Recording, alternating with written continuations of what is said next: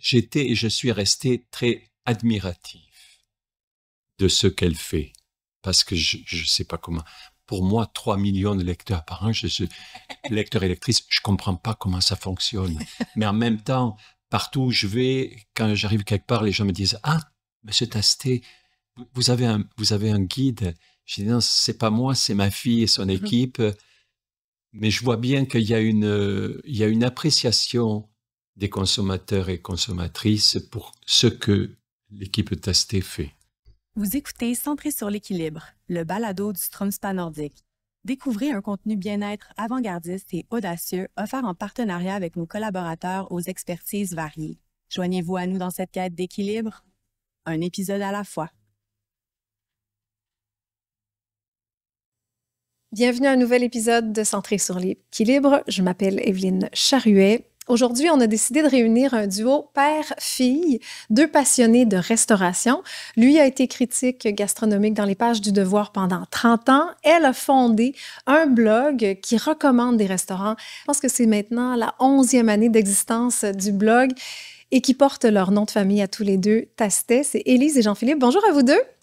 Bonjour. Bonjour. On a décidé de vous réunir parce qu'on est admiratif de votre travail d'abord, mais aussi parce qu'on voulait en savoir davantage sur la relation père-fille et l'équilibre à trouver quand on travaille avec un membre de sa famille. Bon, Tastet, je l'ai-tu bien présenté, oui, là? C'est plus un guide, des recommandations de restaurants? Oui, on se veut comme un guide. Je dirais qu'à la base, quand c'est parti comme un blog. Mon père était critique de restaurant, justement, un grand journaliste avec une plume exceptionnelle.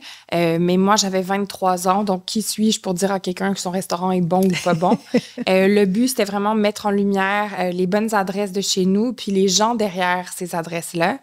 Donc, c'est vraiment parti de la rédaction des réseaux sociaux, du référencement organique. Mais à travers le temps, on a construit justement une espèce de guide où est-ce qu'on essaie de trouver les bonnes adresses, mais aussi pour qui cette adresse-là est bonne, à quel moment, quel budget, quelle occasion. Puis on a développé justement un volet un peu plus technologique où est-ce que on caractérise chacune des adresses puis on essaie de les positionner pour le besoin de chacun selon justement où est-ce que la personne est géographiquement. Qu'est-ce qu'elle veut? Est-ce qu'elle est avec ses enfants ou avec un client ou avec je sais pas trop quoi? Donc, tous les facteurs qui font le succès d'une sortie, on essaie de positionner ça puis c'est ce qu'on essaie de faire. Et maintenant, il y a 3 millions de visiteurs par année. Lecteurs uniques. Lecteurs uniques, c'est bien ça, c'est des millions chiffres de visiteurs, 240 millions d'interactions sociales avec les réseaux sociaux. On travaille très, très fort. La pomme n'est pas tombée très, très loin de l'arbre. Est-ce que, Jean-Philippe, tu étais du genre à traîner ta fille Élise dans les restaurants que tu critiquais quand tu étais critique gastronomique? Ça m'arrivait, oui. Le premier contact avec les restaurants qu'Élise a eu, c'était quelque chose qui s'appelait la rôtisserie Laurier sur Laurier. C'était aller au restaurant pour Élise, c'était aller à la rôtisserie Laurier. Puis, on est allé à l'Express, où elle a dit au chef qui est venu me saluer que sa purée était moins bonne que la mienne. Ah oui. J'ai dit, il y a du gros potentiel. Oui, c'est ça. Déjà, il y avait le talent. Mais elle a repris quelque chose qui me tenait beaucoup à cœur. Quand j'étais critique, c'était vraiment pénible pour moi d'écrire une critique négative. Et dans toutes mes années de critique, je n'en ai pas écrit beaucoup parce que c'était difficile pour moi de bâcher un établissement. Je savais que même si c'était mauvais, cher et mal servi, il y avait des bonnes choses qui allaient prendre le bord. Donc, je mettais beaucoup l'emphase sur la promotion d'endroits. Qu'est-ce que les gens qui vont aller à ce restaurant après avoir lu ma critique vont apprécier? Ça, c'était très important. Et le fait que Élise, dans son guide, dit « si on en parle, c'est que c'est bon », c'est exactement ce que je pensais. Oui, donc l'objectif, c'est pas de descendre des restaurants ou des établissements. Jamais. Nous, en fait, on fait même pas de critique. Si l'établissement répond pas à nos critères, on fait juste pas en parler. Puis même, ça nous est arrivé de visiter des établissements puis que les gens disent « ben je veux faire partie du guide ». Puis là, on dit « ben malheureusement, ce critère-là, ça fonctionne pas. » Des fois, on retourne, puis là, ça remarche. Des fois, comme... c'est ça. On n'est pas là pour... moi, je suis une entrepreneur. Je fais beaucoup d'erreurs dans la vie aussi. Donc, si quelqu'un faisait juste comme dire des choses pas gentilles sur moi, je comprendrais pas pourquoi. Qu'est-ce que j'ai fait à cette personne-là? N'empêche, je trouve ça intéressant que Jean-Philippe a une super longue carrière. Tu as aussi dirigé le guide Resto Voir pendant de nombreuses années. Tu as 23 ans, Élise. Oui. Et là, tu as cette idée de transformer quelque part la recommandation de restaurant, mais sur un blog. Il faut dire qu'à l'époque, les blogs sont quand même en vogue. Mais ils sont mal vus, en fait. Ça s'est passé, en plus, je me souviens exactement. Moi, je devais faire vidéo. J'avais étudié en publicité. J'étais partie faire un échange en France. Et puis, j'ai travaillé sur une API pendant tout le long d'un stage. C'est quoi ça, API? C'est un connecteur d'interface technologique. Mais en fait, c'était comme mon premier point de contact où est-ce que pendant tout cet été-là, en fait, fake it until you make it, là, je devais avoir un stage chez Léo Burnett dans une grande boîte de publicité. Ça n'a pas fonctionné. Puis finalement, c'est l'ex-mari de l'ami de ma cousine qui m'a eu ce stage-là. Puis il m'a dit, on travaille sur une API. J'adore les API. Et comme, parfait, tu commences demain matin. Puis le soir, j'étais comme, qu'est-ce qu'une API? Et en fait, ça a été ça tout le long de ce stage. Il me disait, va calculer le CPM. Absolument. Qu'est-ce qu'un CPM? Comment calculer un CPM? Ben, t'es débrouillarde, en tout cas. C'est dans mes forces, on va pas se le cacher. Mais c'est durant ce stage-là que j'ai vraiment eu la piqûre pour le web. Et justement, je devais faire une spécialisation en vidéo. J'ai appelé mon université pour changer, pour faire une spécialisation en codage.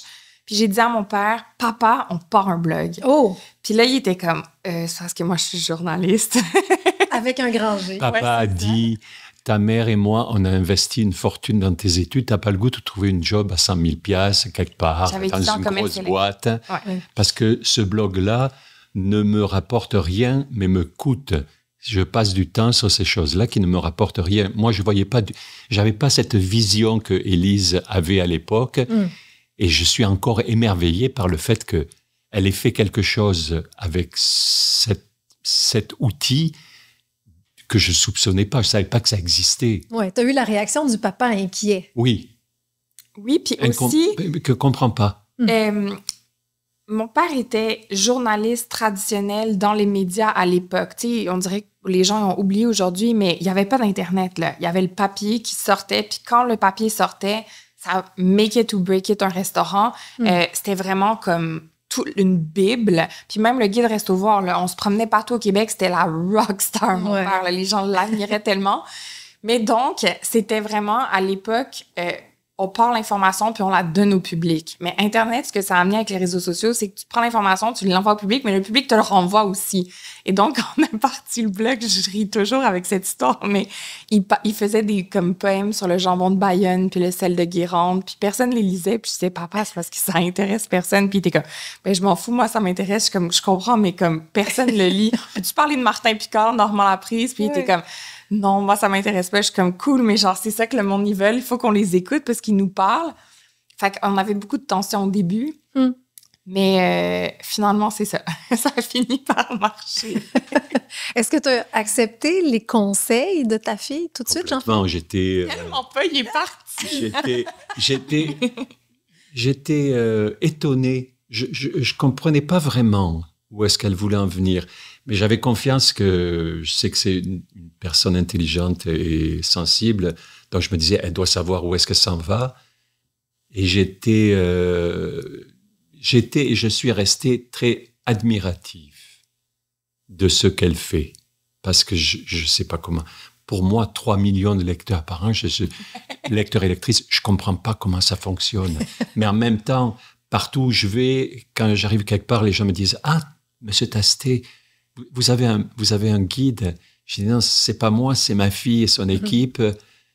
Mais je vois bien qu'il y a une appréciation des consommateurs et consommatrices pour ce que l'équipe Tastet fait. Donc, bravo à tout le monde. Oui, mais tu dis qu'il a quitté, ça veut dire qu'il... Ah oui. Parce qu'en 2019, justement, on n'arrêtait pas de se chicaner, puis on n'avait pas la même vision et tout. Puis là, il a dit un jour, il était comme, ça marchera pas ton affaire. Moi, je m'en vais. Je suis comme, OK, va-t'en.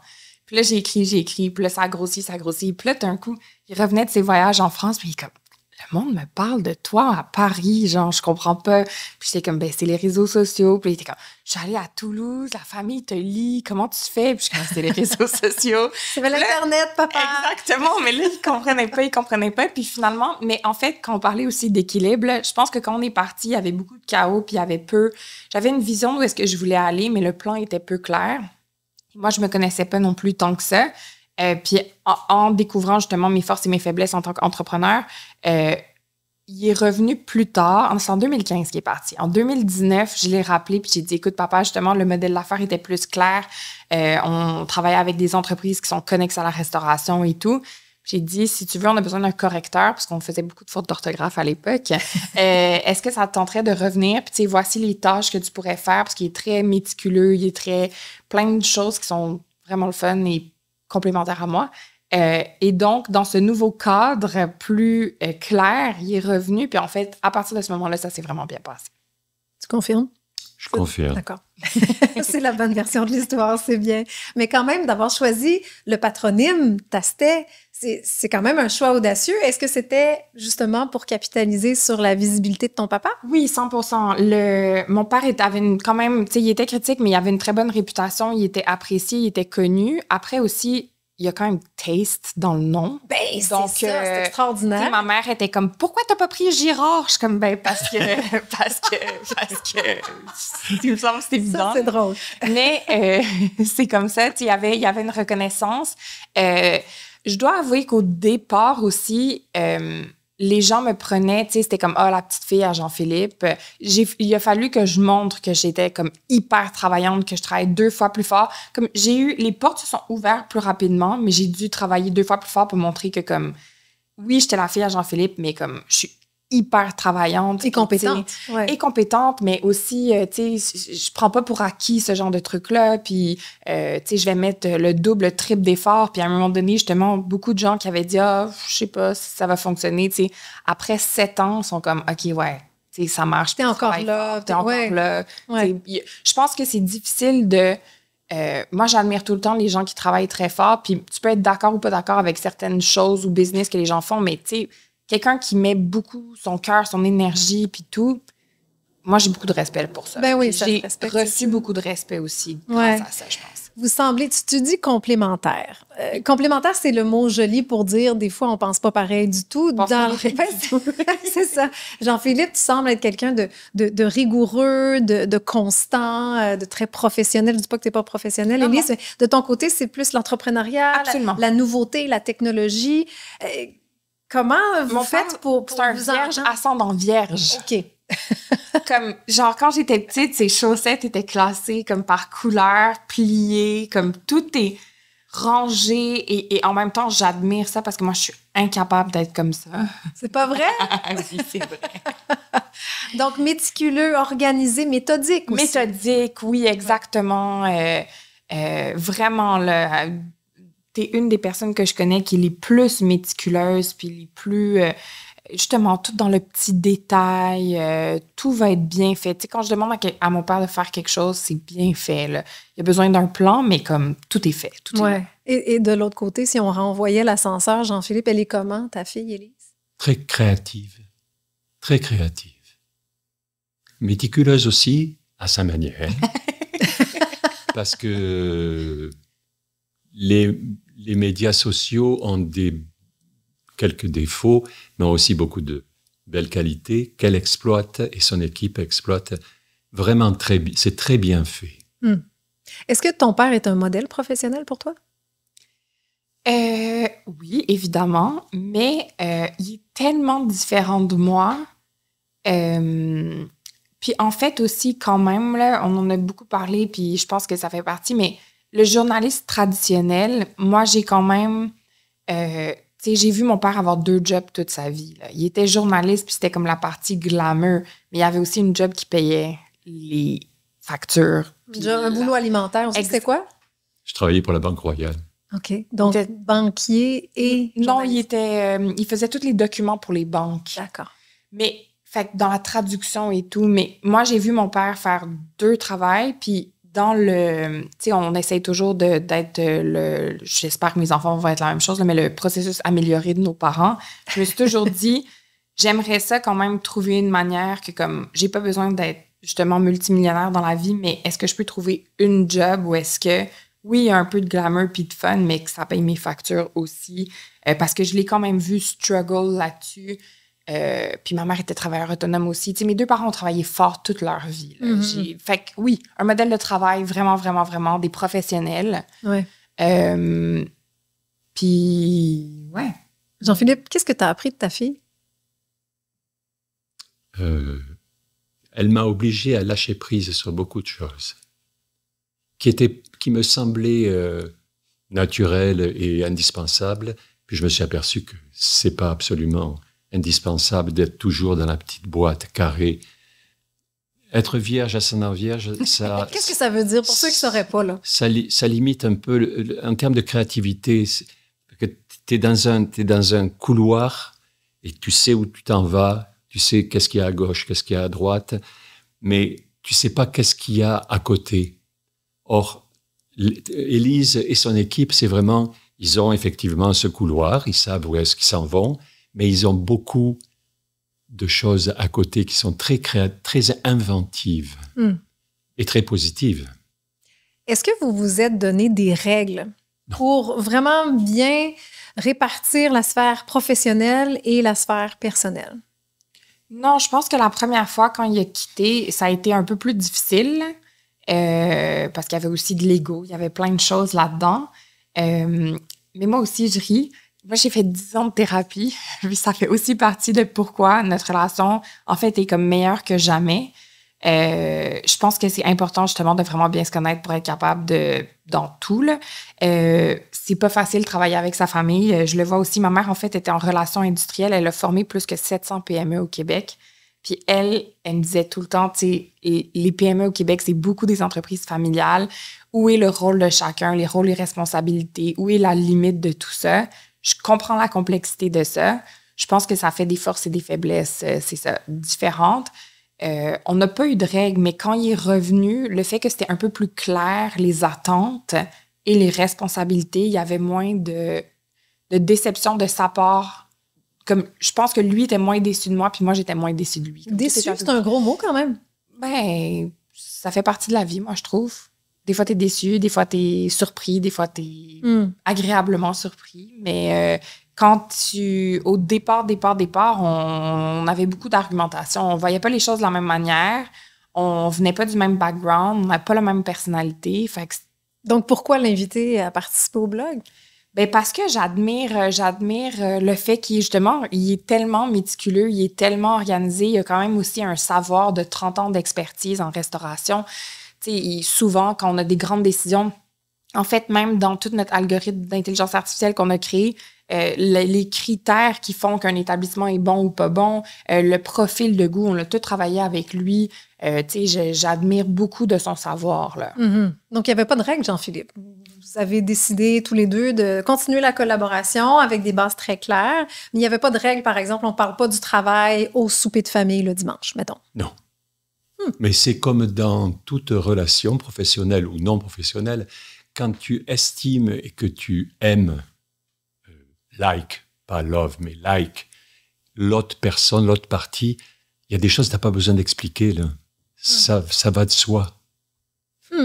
Ça va de soi, mais en même temps, je sais pas, j'imagine que dans des soupers de famille, des fois, c'est difficile. Je travaille dans un milieu, moi, dans les médias, où il y a beaucoup de couples, des journalistes ensemble. Bon, t'as été au Devoir pendant 30 ans, t'as dû en voir des couples dans la salle des nouvelles. Et les gens continuent de parler du travail au souper, puis des fois, ça pose problème parce qu'il n'y a pas de fin au travail. Donc, ça va de soi, mais je pense que pour certaines personnes, c'est essentiel de mettre des limites, de poser en tout cas un cadre sur ça appartient au travail et ça appartient à notre couple, par exemple. Qu'est-ce que vous faites tous les deux pour le fun, pour avoir du fun dans la vie en tant que père-fille? Je vais au restaurant. Surprise. Je vais au restaurant et j'essaie d'aller au restaurant comme un client, pas comme un critique ou un... J'essaie de me mettre à la place de monsieur et madame tout le monde, voir qu'est-ce que j'aime vraiment. Il y a... je me souviens plus de son nom. L'ancien critique de restaurant du Figaro vient de publier un livre qui s'appelle « Y retournerai-je ». Ça, c'est le livre que j'aurais aimé écrire. Ah oui, pourquoi? parce que c'est la question qu'on me pose tout le temps. Est-ce que vous retournerez à tel endroit? Et quand je sors d'un restaurant, je me pose toujours cette question. Est-ce que j'y retournerai? Même quand j'ai beaucoup aimé, est-ce que j'y retournerai? Oui, parce que des fois, c'est trop cher, ou des fois, on se dit, ouais, c'est une expérience. Pas des fois, c'est trop cher, c'est tout le temps trop cher. Ah bon? Pour moi, n'oublie pas, j'allais à l'Express, ça coûtait 25 piastres. Oui, mais c'est fini, c'est révolu. Là, c'est fini. Il y a plus un restaurant où tu peux manger pour 25 piastres. Mais non, c'est sûr. Renzo sandwich. Ouais, c'est sûr. Mais je dirais que, en fait, avoir des enfants, ça nous a beaucoup...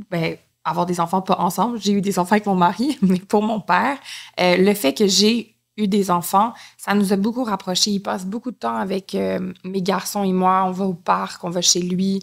Il lit des histoires. Il est très impliqué. Puis je suis très reconnaissante de ça. On aime beaucoup parler d'équilibre ici au balado et on pose toujours la même question à nos invités. Ça donne toujours lieu à de formidables réponses très, très différentes les unes des autres.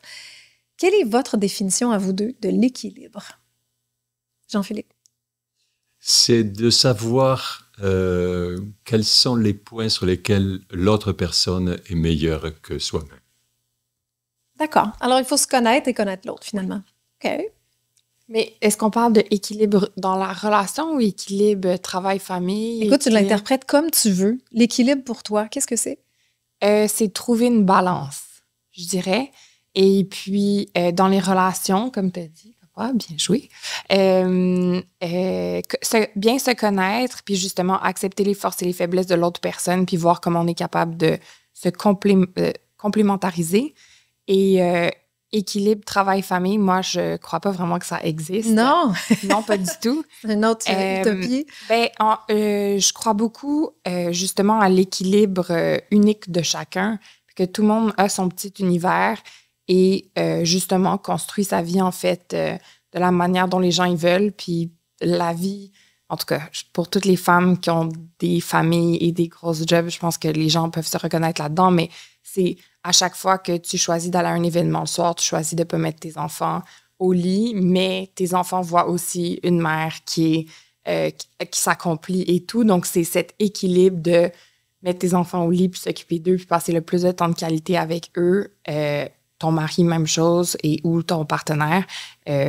Mais c'est ça. Mais ça change au fil du temps aussi. Tu sais, des fois, tu as plus envie, je pense, de t'investir dans ton travail. Puis des fois, tu te dis, mes bébés, là, c'est ça qui est important en ce moment. Puis ça change. Ça change, puis ça dépend, en fait, de chaque personne aussi, je pense. Tu sais, certaines personnes peuvent vouloir, justement, je sais pas, moi, il y a des gens qui, justement, des couples qui font du 9 à 5, qui tous les matins déjeunent ensemble, tous les soirs soupent ensemble, tous les week-ends passent leur week-end ensemble, puis eux, ça leur convient, c'est leur équilibre à eux. Puis il y en a d'autres que c'est le contraire. Donc, je pense que l'équilibre, c'est une balance, mais qui appartient et qui est unique à chacun. Oui. Vous voyez, on a toujours des réponses complètement différentes. Merci à vous deux.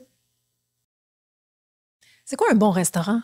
Puisqu'on est là, parlons-en. Tu sais, un restaurant où tu retournerais, là. C'est un restaurant qui va faire des plats que tu connais, donc que tu es capable d'évaluer, mais d'une façon totalement différente de ce que tu fais habituellement. Tu dis, ah oui, il prépare ce plat-là comme ça. C'est fantastique. Aller manger un plat de pâtes ou une pizza chez Pizza Pook ou Graziella, ils sortent des plats. Tu dis, ah oui, j'aurais jamais pensé à faire ça. Ça, c'est un bon restaurant pour moi. Donc, c'est la créativité, l'originalité aussi. Ou la non-créativité. Quand Joël Chapouli, le chef de l'Express pendant quelques décennies, est parti, Jean-François Vachon a repris et je suis allé prendre un café avec lui.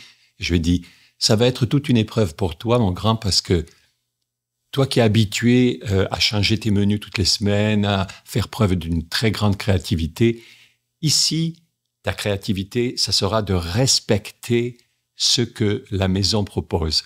Il y a des gens qui viennent à l'Express depuis 30 ans, qui mangent du foie de veau à l'estragon, et c'est la même chose aujourd'hui qu'il y a 30 ans.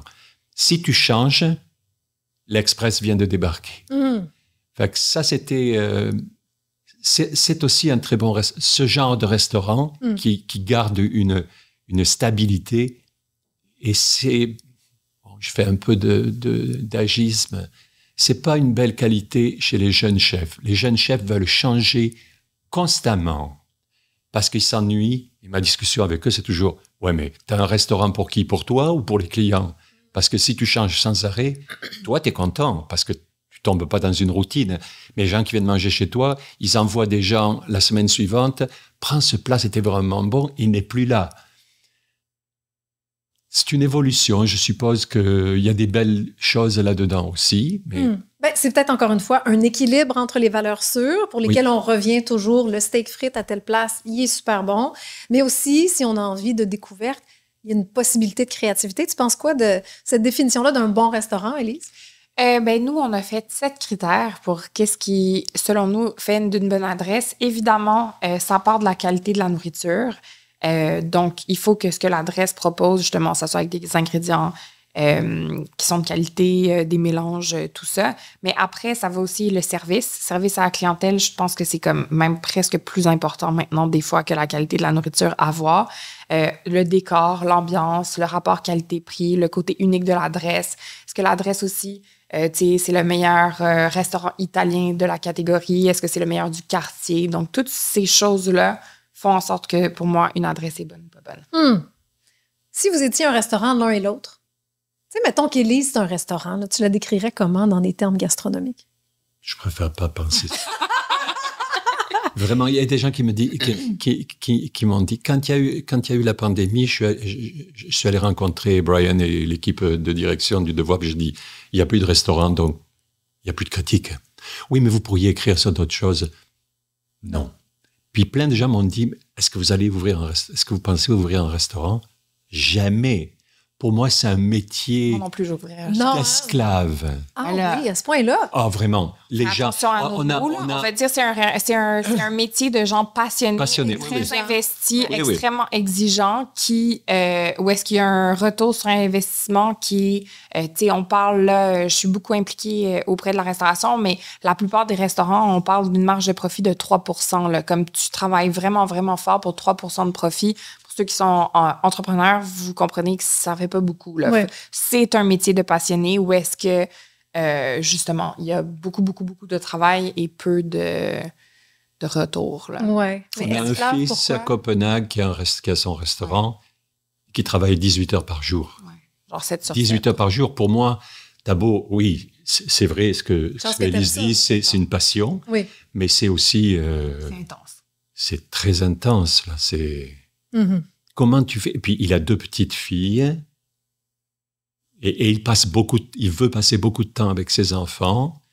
Donc, heureusement, il a une santé d'enfer. Ça, c'est ton fils, ça? C'est mon beau-fils, c'est le fils de Marie. Donc, une famille en restauration. Oui. Mur à mur, là. OK. Oui. Si vous n'étiez pas liés par le sang, est-ce que vous travailleriez ensemble quand même? Ah, moi, oui. Oui? Définitivement. OK. Pourquoi? Parce que comme j'ai dit, je suis vraiment très admiratif des qualités de Élise que je n'ai pas, que j'ai découvert au fil des années. Et tu veux travailler avec des gens que tu admires.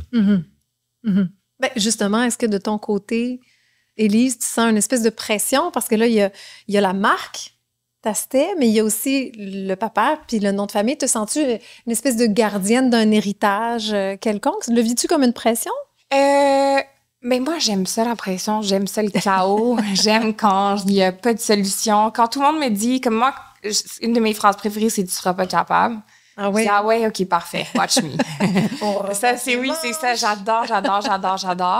C'est compliqué. Mais donc, est-ce que je ressens une pression? Peut-être. Je pense que quand j'étais plus jeune, peut-être. Tu sais, la confiance en soi aussi, ça se bâtit avec les erreurs que tu fais, tes apprentissages. Moi, j'ai pas pris de shortcut. Là. J'ai bien appris. Et donc, je dirais que je suis... je fais attention, en fait, depuis le départ, de justement qu'aucun restaurant puisse payer pour être recommandé. C'est super important pour nous. Ça l'a toujours été, ça va toujours l'être. Et ça, c'est important parce qu'il y a tellement de critiques ou de recommandations qui sont en fait des publicités déguisées ou cachées. C'est ça. Mais je pense que moi, en fait, ça, je l'ai vu justement là, dans les apprentissages. Le guide Resto Voir, mon père l'a fait pendant 7 ans. Puis en fait, quand il est rentré, lui, il a dit, OK, on va enlever la publicité du guide Resto Voir des restaurants. Puis ça a vraiment été en popularité. Puis finalement, ils ont changé leur modèle d'affaires où est-ce que, en fait, les restaurants pouvaient donner des cartes cadeaux. Il y avait comme des échanges et tout. Donc, les restaurants pouvaient acheter comme leur place de visibilité dans le guide. Puis lui, il a dit, ben si vous faites ça, moi, je m'en vais. Et en fait, justement, ils ont fait beaucoup d'argent très rapidement, mais le guide Resto-Voir est mort. Donc, j'ai vraiment vu l'apogée de cette entreprise que je trouvais vraiment extraordinaire, puis la mort de cette entreprise-là. Puis, ce que ça m'a appris, c'est la confiance, ça prend des années à bâtir. C'est un travail de tous les instants, puis ça prend une seconde à perdre. Il suffit d'une erreur majeure. Là, je parle, on en fait des petites erreurs, mais comme... Il faut tout le temps être tête, là. Ça fait partie de la job. Donc, t'es pas payé pour aller au resto? Non. Nous, on va au resto, on essaye les places. Puis, en fait, aussi, c'est de dire, justement, est-ce que l'adresse, elle répond aux critères, oui ou non? Puis après, une fois qu'elle répond aux critères, elle est bonne pour qui aussi? Parce que c'est ça, moi, qui m'intéresse. C'est trouver les bonnes adresses, mais faire un guide, genre, aussi, pour ceux qui aiment un peu la bouffe, il y a 1 million de guides dans le monde. Donc, moi, c'était vraiment dans l'aspect de personnalisation puis de trouver...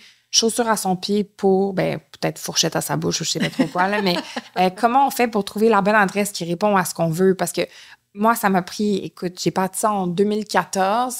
Je pense que je me suis versé un salaire pour la première fois en 2018. Là. C'était tellement long. J'avais plein de jobs sur le côté en même temps pour arriver, moi aussi, à faire au départ. Et puis, le but, c'était de dire, si j'ai réussi à jamais me faire payer quand j'avais rien, là, maintenant qu'on a une compagnie, ça va pas arriver. Non, je comprends. Puis c'est vrai que la confiance, c'est fragile, surtout sur les réseaux sociaux, parce que comme tu dis, si on a perdu confiance, on va aller ailleurs, parce qu'il y a toujours une autre option. Oui, puis moi, je crois beaucoup à l'authenticité. C'est un des trucs que j'aime le plus des réseaux sociaux, justement. C'était le fait qu'à l'époque, il y avait les brands, mais il y avait beaucoup de... Tout était très opaque. Oui, c'est plus difficile maintenant que les gens sachent autant de choses sur ton entreprise, mais en même temps, ça a un beau côté parce que si tu fais bien les choses, dans le fond, ça rapporte aussi à la fin. Oui. Jean-Philippe, est-ce que à certains moments, vous avez encore des conflits sur le contenu, par exemple? Est-ce que ça arrive Non? Jamais. Jamais? Jamais. J'adore. Ah oui? Jamais parce que quand je suis pas d'accord, ça m'oblige à essayer de comprendre pourquoi je suis pas d'accord. Et généralement, c'est-à-dire 100% du temps, je comprends que c'est pas vraiment important que je sois d'accord. Par exemple... Mais on s'entend quand même bien sur vraiment pas mal tout, je dirais. C'est la première fois qu'ils ont écrit quelque chose sur... Je prends cet exemple parce que c'est le plus récent. Ils ont écrit quelque chose sur un tout petit endroit qui est à côté de chez moi, qui s'appelle Pasta Pux. Les gars qui tiennent ça, c'est vraiment comme ils ont des looks de bad boys. Tatoués partout, des looks bizarres. Puis ils sont dans un endroit, un coin de rue. J'ai pensé tout de suite, c'est vraiment pas mon genre d'endroit. Ah oui, hein? Je suis allé manger. J'ai fait un préjugé. Oui, c'est des préjugés. Mais et donc, j'étais pas d'accord. Mais je suis allé manger. Et quand je suis allé manger, je dis, ah ouais, c'est vraiment exceptionnel. Le garçon qui prépare les pâtes, c'est une merveille de le regarder travailler et de voir ce qu'il réussit à faire avec des choses qu'on mange à la maison. Des pâtes, oui. Vraiment c'est exceptionnel. Ah oui, comment ça s'appelle encore? Pasta Pux. OK, Pux. Petite Italie. Petite Italie à Montréal. Bon. Oui, en face d'un parc. Mais oui, c'est la dernière fois qu'il a dit, pourquoi vous écrivez ça? Je dis, t'as-tu mangé les pâtes? Tu me diras. Ah oui, c'était vraiment bon. Oui, mais c'est important ce que tu dis là, Jean-Philippe, parce que souvent, quand on passe devant un établissement, on va juger l'ambiance, le staff, la carte. On va dire, oh non, c'est pas pour nous. Mais on devrait finalement oser, c'est ce que je retiens. Ça dépend. En fait, aussi, ça peut être le contraire. Des fois, maintenant, il y a des restaurants qui ouvrent qui sont magnifiques. Magnifiques. C'est tellement beau. Il y a eu des millions de dollars investis dans le décor. Puis comme la cuisine et le service ne suivent pas. Fait que, tu sais, moi, je suis plus du genre... Puis en fait, les tables, justement, qu'on recommande, je pense que c'est plus important d'avoir une assiette de qualité avec un bon service qu'un beau décor. Le décor fait partie de ce que les gens recherchent maintenant. Donc, pas que ça soit laid non plus, je pense, mais... si j'avais à choisir, justement, là, on me demande des conseils sur qu'est-ce qui fait qu'un restaurant va fonctionner ou pas, la qualité de l'assiette, puis après ton service à la clientèle. Les gens vont se souvenir, le service est personnel. Mélanie Blanchette, qui est propriétaire de Place Carmin, maintenant Oncle Lit, Bouillon Bill, Le Cadet. Ben, c'est une des meilleures. Oui, mais au début de ma carrière, donc j'avais 23 ans, j'écrivais un portrait sur elle, puis elle m'avait dit une phrase qui va me rester toute ma vie. Elle m'avait dit, Élise, le service, c'est personnel. Tu peux toujours rattraper un mauvais plat avec un excellent service, mais tu ne peux jamais rattraper un mauvais service avec le meilleur des plats. Oui, c'est vrai, parce que c'est la relation, finalement. Tu sais. Le premier souvenir que tu as lié à la restauration avec ton papa? C'est rentrer au Olivier Gourmando, puis qui rentre par la porte arrière, j'avais tellement honte, et qui prennent une miche de pain, puis il sent le pain, là, puis il aime tellement ça. Mon père, il a été élevé sur une ferme, fait que justement, peut-être dans les trucs que j'admire de lui, son côté de l'amour profond du produit à la base, là, il rentre, là, puis je me souviens, il sentait le pain, là, on aurait dit qu'il avait gagné la loto, puis j'étais comme, c'est un pain, là, genre, ça va aller. Mais à la fin, il m'a transmis cet amour du produit profond, puis de la qualité de l'ingrédient, puis de l'artisanat. Je pense que ça fait une des plus grandes forces de notre culture gastronomique à Montréal, puis ce qui fait en sorte que, justement, on pourrait devenir la capitale de la gastronomie de l'Amérique du Nord, ce que j'essaie de faire. C'est vrai? T'essaies de faire ça? Ben, j'essaie de nous positionner, oui. Je pense que Montréal est vraiment... on est comme un petit underdog, mais on mérite à être connu. Il y a une volonté aussi de sortir de Montréal, parce que quand même, avec ton application que tu as lancée en 2024, là, tu veux être présent dans 24 villes. Oui, on a 1000 adresses partout au Québec. Oui, mon ambition, souvent, c'est ce que je dis. Je suis beaucoup d'ambition et très peu de moyens, mais avec les très peu de moyens qu'on a, je trouve qu'on fait quand même beaucoup, beaucoup de choses. Là, je me suis dit, dans la prochaine année et demie, mon but, ça serait d'ouvrir Toronto puis Vancouver, mais on essaie vraiment de faire un guide gourmand pour les Québécois qui voyagent puis qui sortent, essayer de les guider, puis on va commencer par ça. Donc, c'est en français? Oui, tout est en français. Oui, français et anglais. Parce qu'à Vancouver et Toronto, tu pourrais être tenté par l'anglais, non? Bien, l'entièreté de notre contenu est bilingue. Donc, on sera toujours francophone, mais c'est drôle parce que Tastet, on aurait pu dire Taste It. Tout le monde m'appelle Taste It. Moi, je rentre dans des restaurants. Au départ, je rentrais dans des restos, puis j'étais comme, bonjour, je suis ici pour Taste It. Puis t'es comme, aucune idée de quoi tu parles. Là, je montrais le logo, il est comme, Taste It, on adore Taste It. Puis je suis comme, OK. C'est très drôle. On vous appelle pas Taste It, monsieur Taste It, quand même? Ça t'arrive, oui. Ça m'arrive. Oui. Ça, c'est drôle. Dans le quartier chinois, il y a un monsieur, j'étais allé faire une critique, parce que quand j'ai payé, puis il a vu sur ma carte de crédit, puis là, il est parti à rigoler, il était mort de rire, parce qu'il dit, vous êtes critique de restaurant et vous vous appelez Taste?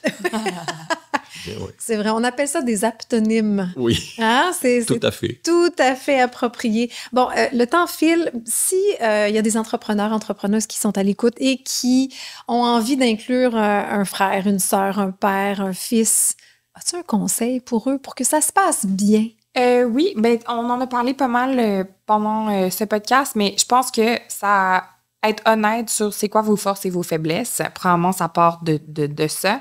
Puis après, ça, c'est dans mon expérience au complet, mais on a souvent tendance à engager des gens qui sont comme nous, mais en fait, il faut engager des gens qui sont complémentaires à nous. Donc, travailler en complémentarité. Puis en fait, je pense qu'au niveau familial, c'est de délimiter justement où sont les rôles et responsabilités de chacun. C'est-à-dire que même quand on parlait des couples, moi, j'ai des amis qui sont entrepreneurs, qui sont couples, mais genre, un est dans le département marketing, puis l'autre est département TI. Tu sais, il y a moins de friction qui vient là-dedans. Moi, je pense que les frictions viennent quand une erreur et ou une action de l'autre personne a une influence directe sur toi, ben, tu es complètement dépendant. Donc, ça peut arriver. Je connais aussi des couples qui sont en affaires que ça fonctionne très bien, mais c'est où est le petit carré de sable de chacun, je pense, de bien délimiter ça, puis d'être extrêmement clair. Beaucoup de communication aussi. Ouais. Tout part de la communication. Bien sûr. Tu as parlé de lâcher prise tout à l'heure, Jean-Philippe. Quel serait ton conseil à toi? Lâcher prise. Ouais. Accepter que le membre de la famille avec qui on fait affaire apporte des choses qu'on n'est pas capable d'apporter soi-même et qui sont complémentaires à ce que nous, on apporte. Donc, ça prend de l'humilité, c'est ça? Oui. Ouais. Une belle qualité. Oui, c'est une belle qualité. C'est pas propre à notre époque, je dirais, l'humilité, mais effectivement, je pense qu'on gagnerait tous à y travailler un petit peu plus. Ben, merci beaucoup à vous deux. C'est un plaisir de vous rencontrer. Merci à vous. Merci. C'est ce qui conclut l'épisode d'aujourd'hui. On espère que vous avez apprécié la discussion. Si le contenu vous a plu, on vous invite à partager l'épisode et à laisser un avis sur la plateforme de votre choix. Vous pouvez également nous suivre sur nos réseaux sociaux et sur notre site internet au stromspa.com. En vous abonnant à notre infolette, soyez certain de ne rien manquer. Merci pour votre précieuse écoute et au plaisir de vous retrouver lors du prochain épisode. À bientôt!